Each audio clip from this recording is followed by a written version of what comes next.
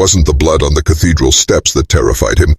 It was the fact that the statue of Saint Elijah was crying, and no one else could see it. Rain had stopped hours ago. The sky was clear, yet tear lines, thick and slow like syrup, rolled down the white marble cheeks of a saint long forgotten by modern faith. Professor Alaric Hayes had seen many things as a historian, some even labeled unexplainable. But this was different. It felt like the air itself was warning him, like time had cracked and something ancient had slipped through. The whispers that started behind his ears weren't hallucinations. They were names that didn't exist in any record, but sounded painfully familiar, as if carved into the marrow of his bones. Something had followed him back, and whatever it was, it remembered him from another life.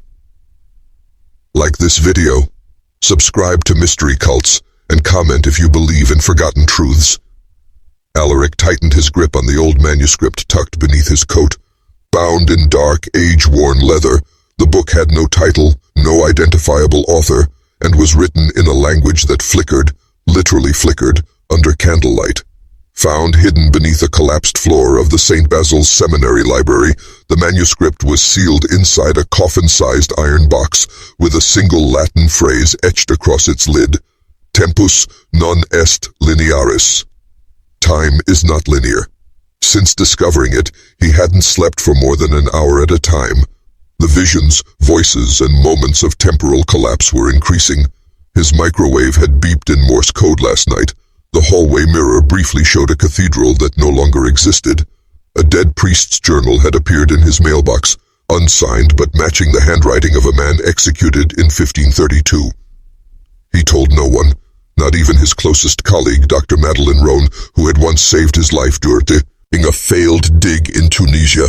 He couldn't risk sharing what the manuscript had revealed to him during the last decoding session, that in 3 nights a false prophet would rise, and the only way to stop him was to return an artifact that never should have existed to a place that no longer appeared on any map. But the most horrifying detail wasn't the prophecy. It was the name of the one who would fail to stop it.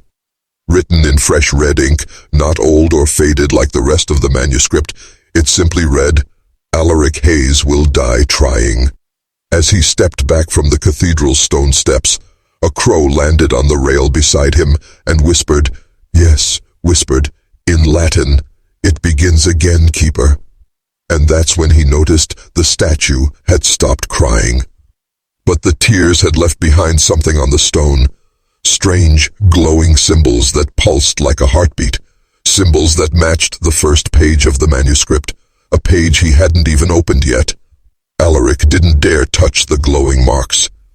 Not because he feared them, but because they were warm like skin. As if the stone beneath the statue had just breathed, pulsing once, and then still. He reached into his coat pocket, pulled out his phone, and pointed the camera toward the symbols. The screen remained black, not glitched, not frozen, just refused to see. He lowered the phone slowly, and as soon as the device dipped below his eye line, the markings blinked like eyes. That was enough. He turned away without looking back. His mind was trained in logic, pattern recognition, historical linguistics, and even ancient hoaxes. But nothing, not even the Vatican's blacklisted texts he'd secretly read during his postgraduate years, prepared him for this. This wasn't just a lost language. This was a living language. He walked briskly through the empty parking lot, the echo of his footsteps too slow for his pace, almost like someone was walking just behind him, mimicking him 1 beat late. It had been like this ever since the manuscript came into his possession, reality behaving like a cracked mirror, showing just enough to make him doubt it, but never enough to explain it. The moments were getting longer now, the lapses, minutes unaccounted for, objects vanishing and reappearing in the wrong century of his dreams. 3 nights ago, he had woken up with dust in his mouth. Dust that carbon tested as being from the 5th century, something impossible even by quantum standards. He entered his apartment, a quiet loft above a closed-down theater in Eastbrook, a small American town that used to thrive on coal and old myths. He preferred it that way. Fewer people, fewer questions. As he hung up his coat, a soft hum resonated from his study. Not the electric hum of machines, but human humming, low and melodic. A voice, familiar, male, whisper singing an old hymn he couldn't quite place, yet somehow knew the melody too. He crept forward, heart tightening, one step at a time. The door to the study was half open, and the manuscript lay on his desk, closed, but glowing softly. The same symbols from the cathedral shimmered across its surface like breath on glass. He pushed the door open. Nothing. No one. The humming stopped instantly, but not like it faded, more like it was cut off forcefully. The desk chair was slowly rotating, even though no windows were open. Alaric approached with caution, every nerve alive. He reached out for the manuscript, and the second his fingers touched it, the symbols vanished, all of them, as if scared or hiding. Then, on the far corner of the desk, something he hadn't noticed before. A photograph, folded in half, yellowed with time. He picked it up and slowly unfolded it. It was him, standing at the gates of St. Basil's. Same coat, same expression. Only, the photo was dated 1943. And he wasn't alone. Standing beside him in the photo was a woman with no face. Alaric stared at the photograph, his breath held between disbelief and denial. The woman's dress suggested wartime Europe, woolen, functional, but faintly elegant. Her posture was oddly familiar, as if she'd stood beside him 1,000 times before, and yet she had no face. Not blurred, not obscured, just gone, like someone had scraped it off the photograph with invisible hands, leaving behind only a smooth, skin-like texture on the glossy surface. His pulse quickened. He had no memory of that day, no knowledge of how or why he would have been at St. Basil's in 1943. The church hadn't even been structurally intact until the 1960s, but the photo wasn't forged, that much he was sure of. The print chemicals, the paper texture, even the water damage marks, all era authentic. It had aged naturally, not artificially, which meant either time had folded in on itself, or someone, or something, had dragged him across it. He opened his laptop and searched every public record on St. Basil's between 1940 and 1950. Archives, war journals, even conspiracy boards. Nothing. Until he found a cryptic mention in an anonymous forum post from 2008, archived and buried deep in the web. It said, "The altar was never just for worship. 1943 was the last known breach. She came through then, the woman with no face." The keeper followed. He leaned back, hand trembling over the trackpad. The username was Amnestaria. Same word etched in faded chalk beneath the manuscript's box when he'd discovered it. At first he'd thought it was a forgotten Latin order. Now he wasn't so sure. Amnestaria wasn't a person, it was a watcher, possibly an entire cult, operating from shadows, guarding truths that history wasn't allowed to remember. His phone buzzed. Unknown number, no caller ID. He froze. The photo still clutched in his hand, he slowly answered. Silence. Then a distant sound, metal clanging, like chains being dragged across a marble floor. And then, a whisper. Female. Calm. Deliberate. You held her once, but you've forgotten her. That was the first prophecy. The line went dead. Alaric didn't notice the phone slip from his hand. His mind reeled. He'd spent his life collecting forgotten fragments, but now, for the first time, he was the forgotten fragment. A man misplaced in his own history, haunted by a faceless companion only he could remember, and only in the artifacts left behind by people who'd never met him. He turned back to the manuscript. Slowly, page by page, the text was beginning to rearrange itself. The symbols from the statue were now appearing in the margins, like annotations, but one line had rewritten in perfect English.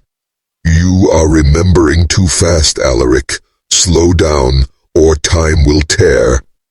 He stared at the line, as if it had just screamed at him. "You are remembering too fast, Alaric. Slow down, or time will tear." The words pulsed faintly, as if alive. Not printed, not written, but appeared, formed from something far older than ink.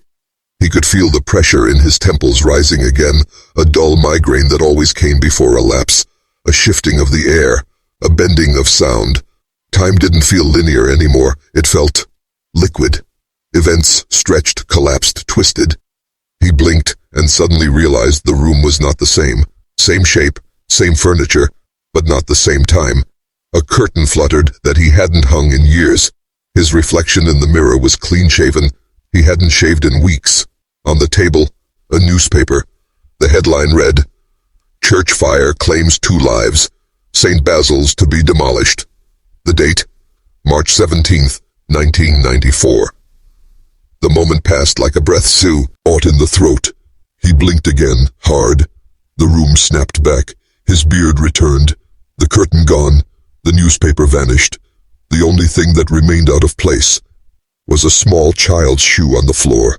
Not dusty, not aged, fresh, as if someone had just placed it there, and it wasn't his. A low creak echoed behind him. He spun. Nothing. But the study door was now slightly ajar, though he'd shut it tight. The corridor beyond was darker than before, unnaturally so, like light refused to enter. He took one cautious step toward it when his television switched on by itself. No static, just black and a timestamp in red letters, 1943-04-06. The screen began flickering, shadows moving, long and distorted like film from another dimension. A silhouette of a woman walked slowly across the screen, pausing, as if turning to look directly at him. Though there was no face, Alaric felt her gaze. Not imagined. Felt, like a cold hand pressing against his chest. The manuscript's pages flipped violently now, as if caught in an invisible storm, stopping abruptly on a page he hadn't seen before. It was a sketch, a mechanical device, ornate, circular, inscribed with symbols resembling both angelic script and quantum coordinates. Beneath it the phrase, "The heart of time sleeps beneath St. Basil's, waiting for its keeper." His mouth went dry. Could this device be real? Had it been buried beneath the cathedral all this time? Was it what triggered the breach in 1943? And more terrifying, was he the one destined to awaken it? The lights flickered. A loud snap, like a cable tearing through drywall, echoed through the apartment. He rushed to the window and froze. Across the street, in the alleyway below, stood the woman with no face. Real, present, not a dream. Her head tilted slightly, as if she recognized him, or pitied him. She raised her arm and pointed slowly. It not at him, but at the cathedral in the distance. And in that moment he knew. Something had just been unlocked. Not in the world. In him. He didn't sleep that night, not even with the lights on, not even with the manuscript sealed in a lead-lined box beneath his bed. The woman had vanished before he could race downstairs, leaving no trace but one. A single white glove lying in the alley, soaked, not with blood, but with ink. Black, thick, still wet. He brought it upstairs, sealed it in a zip bag and placed it in the freezer. Why? He didn't know. Something told him he might need it later, and he'd learned to obey those instincts ever since the manuscript began reacting to his thoughts. He was no longer the reader, he was becoming the trigger, the key. If you were in his place, what would you have done? Let us know in the comments. By morning, Alaric's hands were trembling so badly he had to tape his coffee mug to the desk to keep from spilling. He hadn't left the apartment in 2 days.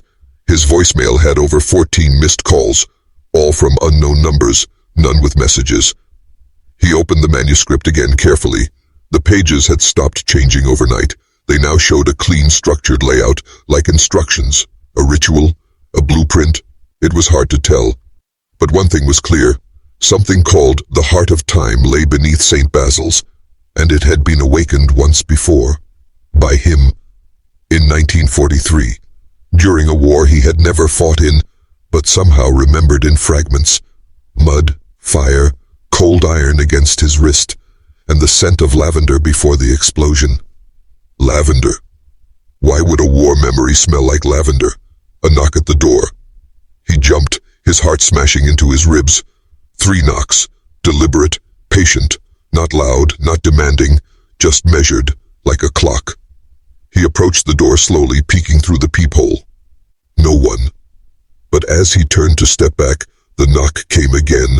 Same rhythm, same tempo. But now, from inside the apartment, he spun. Nothing. Then, a low creaking, and his study door, which had been closed, now stood slightly open. Again. The room beyond was lit, but not by his lamp. It glowed in a soft amber hue, as if lit by gaslight. He stepped inside, gripping a fireplace poker in one hand, and saw something that nearly stopped his breathing. The photograph on the desk had changed. No longer black and white. It was now in full color, and the woman had a face. She looked exactly like Dr. Madeleine Rome, his colleague, his closest friend, the woman he hadn't spoken to in months since their last fallout at the university. But the photo's date still said 1943, and scrawled at the bottom, in fresh ink, "She remembers, but she won't until it's too late." Alaric backed away, nearly tripping over the desk chair.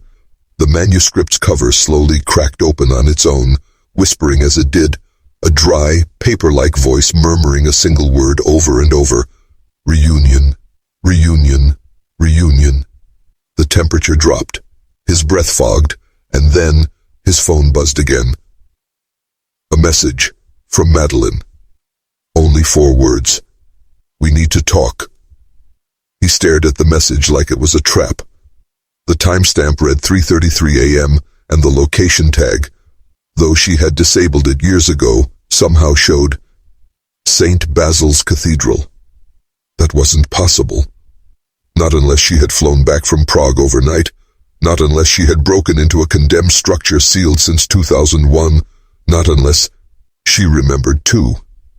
He typed back quickly. "Where are you really?" No response. Just the pulsing typing's our indicator that stayed for nearly a minute before vanishing entirely. He stood frozen, the silence pressing in around him like a second skin. The manuscript on the desk stopped whispering, but one line had appeared across the open page in bold black script. "When 2 who were 1 meet again, the cycle turns. One remembers, one denies. Only together can the week and be closed." It wasn't just prophecy now, it was instruction. He had to see her, not just to confront the impossible photograph, not just to prove to himself that she hadn't been part of this all along, but because he needed someone else to be real in this madness, someone who could still speak in full sentences without time warping their meaning, someone he had once trusted, maybe even loved, though he had buried that long ago under layers of academic arrogance and unresolved guilt. He grabbed the glove from the freezer, wrapped it in a cloth and tucked it beside the manuscript in his satchel. His keys jingled louder than usual, his hands unsure whether they were trembling from fear or adrenaline. Outside, the world felt oddly still, as if holding its breath, waiting for him to take this next step. Fog clung low to the streets, wrapping everything in a dreamlike hush. The Uber driver canceled mid-route without explanation. The second driver never arrived. He ended up walking the 4 miles to the cathedral, the silence occasionally interrupted by distant echoes, train whistles maybe, or something far older, mimicking the sounds of civilization to hide its own. As he approached the cathedral gates, the fog thickened. The building loomed ahead like a skeleton wrapped in mist, its once proud arches now sagging like forgotten memories. And there she was, Madeleine, standing just inside the gate, holding a lantern that glowed not with flame, but with a soft blue shimmer, like moonlight in a jar. She looked different, not older, not younger, just out of place, or maybe out of time. "You're late," she said, her voice low, steady. "But I knew you'd come." Alaric stepped closer, uncertain whether to speak or run. "I saw the photo," he said finally. "From 1943. You were there." Madeleine looked at him, her face unreadable. "No," she replied softly. "You were." And then she held up her hand and showed him the other glove. Alaric froze, the second glove glowing faintly in her hand, mirroring the one now wrapped tightly in his satchel. The same fabric, same ink stains across the fingers, same eerie warmth that radiated through cloth and skin. He didn't ask how she had it. He knew the question didn't matter anymore. The real question, how long had she known, was heavier, too heavy to speak aloud. Her eyes, always clinical, precise, now held something softer. Not sympathy, not fear. Something closer to recognition. Like she'd been waiting for him to arrive not just at the cathedral, but to some invisible point in his mind where reality began to fracture just enough to let truth leak through. "Why didn't you tell me before?" he asked quietly. Madeline turned toward the cathedral doors which had opened on their own, somewhere between his last blink and this breath. "Because before, you were still on the outside, still looking at this like a puzzle. And it's not a puzzle, Alaric. It's a wound, and it remembers who cut it." The doors creaked wider, revealing the ruined sanctuary bathed in silver fog. Dust floated upward, not downward, swirling unnaturally like ash caught in reverse. The air was colder inside, thick with the weight of centuries. He followed her into the nave, the soft echo of their steps swallowed by the stone walls. The altar ahead was cracked, ancient, older than any blueprint of the cathedral had ever acknowledged. Symbols had reappeared, the same ones from the statue, the manuscript, and now, his dreams. As they neared the altar, the manuscript in his satchel pulsed, pressing against his side like a heartbeat.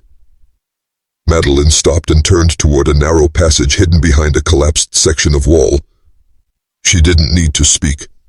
Alaric could feel it too. Something was waiting beyond. "You started remembering," she said. "That's why it's waking up again." "It?" Alaric, scared, though he already suspected the answer.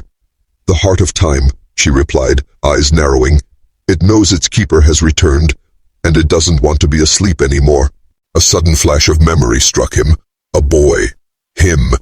Standing in this same cathedral, though cleaner, candle-lit, filled with murmuring voices in Latin, a hand on his shoulder, a ritual.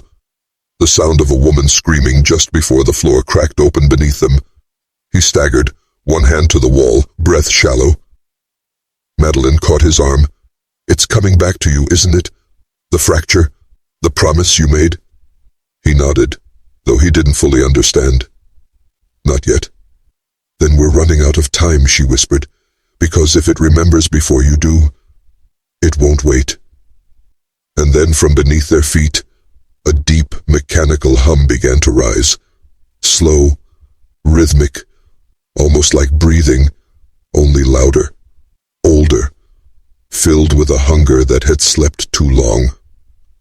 The hum became a low vibration under their feet, like the groaning of ancient gears awakening after centuries of stillness. Dust rained gently from the cathedral's rotted arches above, cascading like falling ash as the sound deepened. Not loud, but heavy. It sank into the marrow of his bones. Something beneath them was alive, or worse, becoming alive. Alaric's pulse quickened. Madeline didn't flinch. She stood calmly, as if the moment had long been rehearsed, and now they were merely playing their part. She reached into the inner pocket of her coat and pulled out a small rusted pendant, a hollow gear looped on blackened wire. She placed it in his hand without a word. It was warm. Of course it was warm. Everything connected to this device carried the same breathless heat. Like it hadn't waited to be found, it had waited to be remembered. "You gave me this," she said.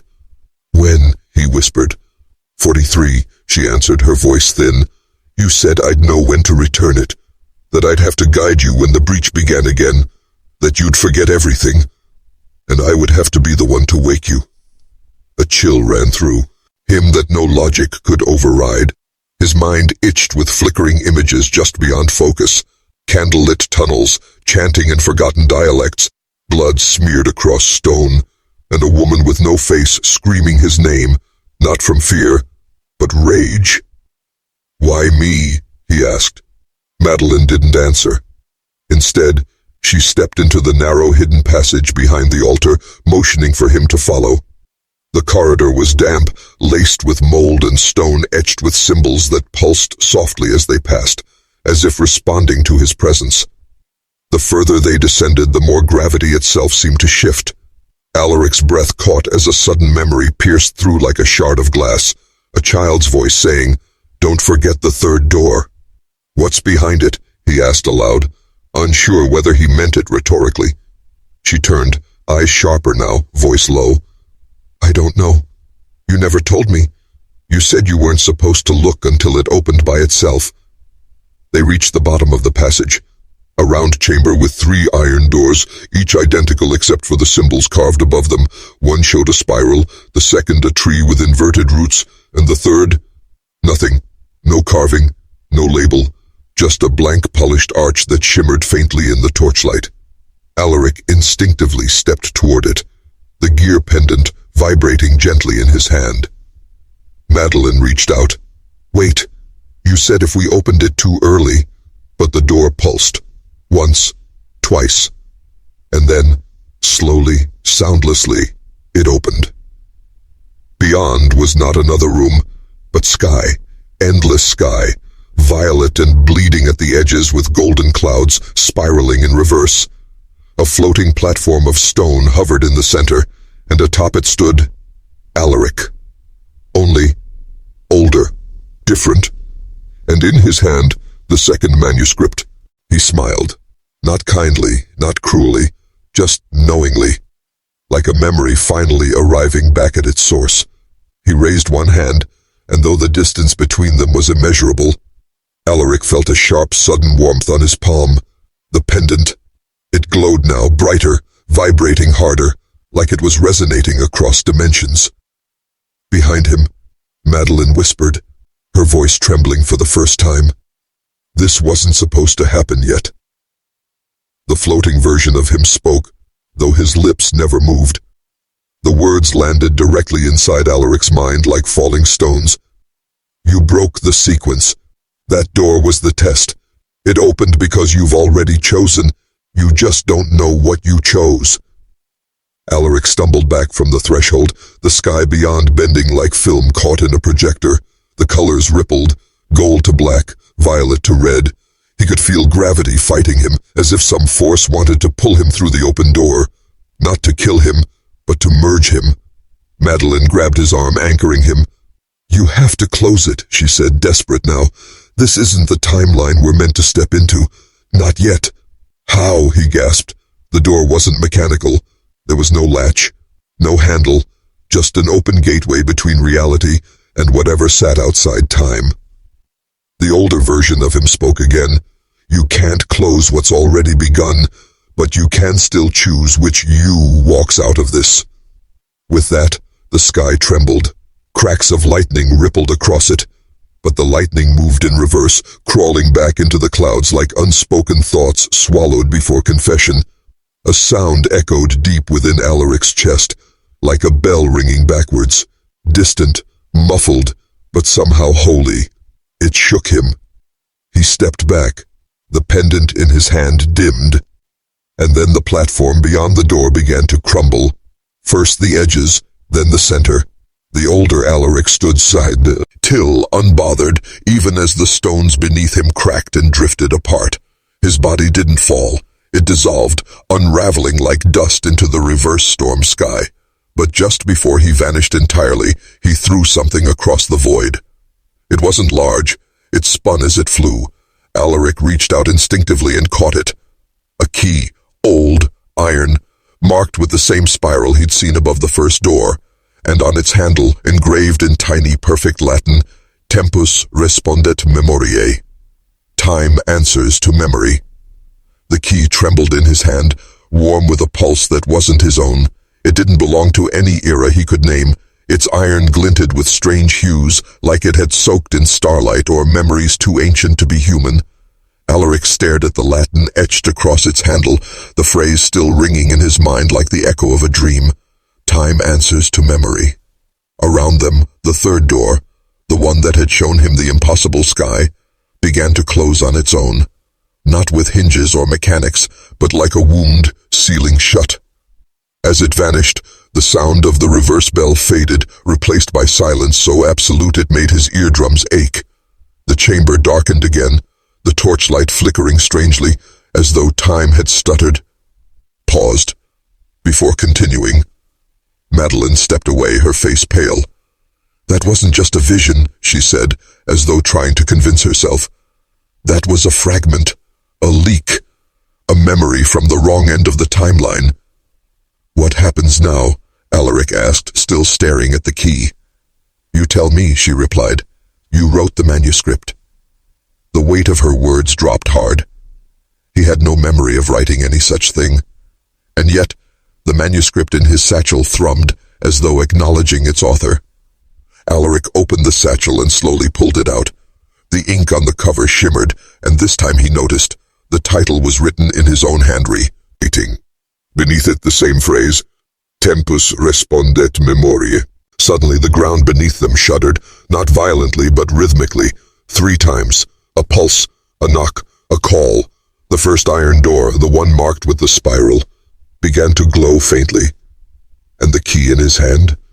It twisted slightly, by itself. "Something's opening," Madeline whispered. "No," Alaric said, voice steady. "Something's remembering." He stepped toward the door, key extended. And the moment the key touched the lock, the entire room inhaled, not metaphorically, literally. The air was sucked toward the door, as if reality itself was being drawn inward. Then, a scream, faint, distant, familiar. A woman's voice. The same scream from his fragmented memories, but it wasn't from the past.